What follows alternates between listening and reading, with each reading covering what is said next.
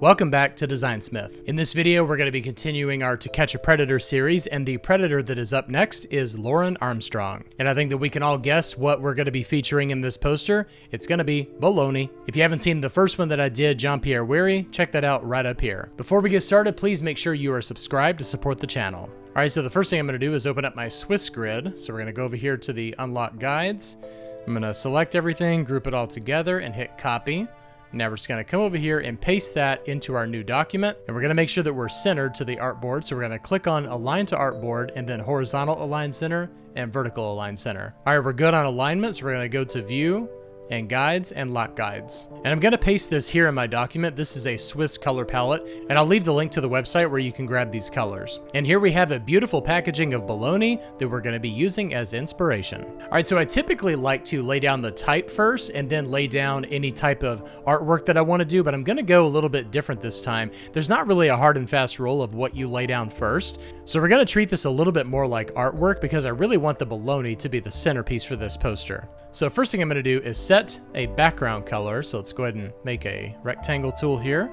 And now I'm just going to color drop probably on this bright yellow. And that is matching pretty well, although we're looking for something a little bit more on the gold side. So let's see what else we can pick up here. All right, that's a little bit better. So let's go in here and just make some adjustments. You don't have to stick with these colors exactly.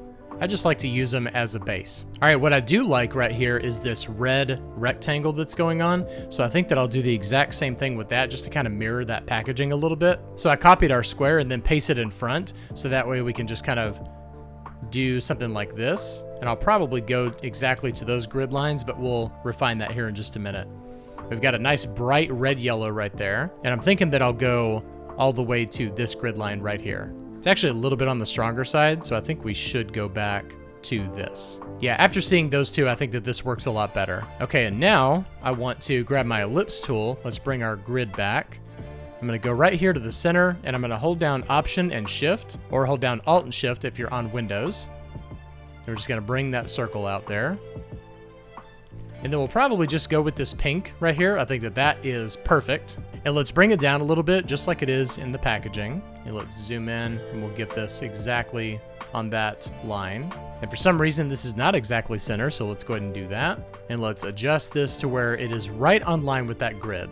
Okay, so I remember this when I was a kid. I haven't had bologna in a long time, but the bologna that I had, and most likely the bologna that Lorne Armstrong ate, had one of those red things around. I don't even know what you call it, red string or whatever, just to kind of keep it fresh. So let's do that. I'm gonna select our bologna right here. I'm gonna swap the fill and the stroke, and then grab our eyedropper tool, and then hold down Shift and click on that red. So that gave us a 1-point stroke. I'm gonna go over here to our stroke panel, and we're gonna change Align Stroke to Outside, because you want it to be obvious that there's something there. You don't want to make it look like a mistake. And because this red rectangle here is so thick, we'll probably double that. And that looks a lot better. Okay, in terms of our geometric shapes, I think we've got everything down that we need to get down. So let's go ahead and put down some type, and then we can just go from there. And then ever since my last video, I have acquired Newhouse Grotesque. So we are going to use that instead of Helvetica. And why did I type Lord Armstrong? I've got Lord on the mind for some reason. And remember everybody, it's Lorne. As said by the man himself, he did not say Lauren, he said Lorne. He probably wants to be a little bit more upscale. Okay, let's set our base size, and we'll do 120, and let's get some kerning done here.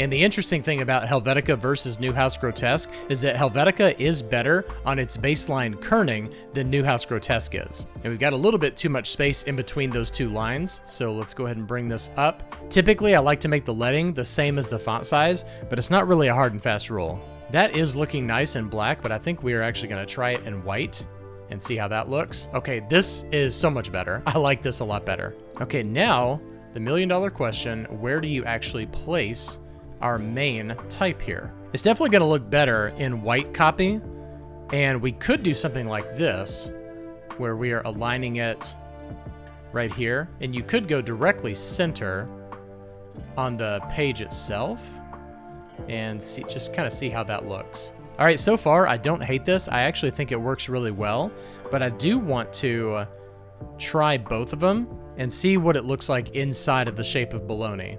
If we're gonna do this, then we should move it probably on this line right here. I just want to get an idea.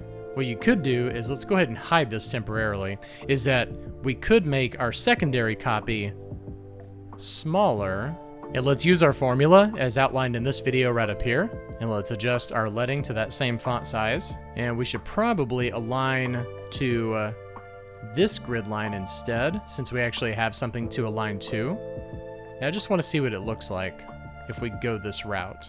Okay, not a lot in terms of flexibility there, and I think that the balance is a little bit off. So I think we're going to bring this one back, and we'll anchor all of our text right up here in this area, and then we'll move this maybe up here and see what we can do. Remember, your grid is there for guidance, but you can break the grid. You don't have to adhere to the grid 100% of the time. As long as the poster itself has balance overall, then you're in good shape. I wonder how it would work if we raised it up to the next grid line. Let's make sure that we snap to that, and then we'll make sure that we're adjusting to this as well, and have our secondary type down here. That way we actually have a baseline to set that on.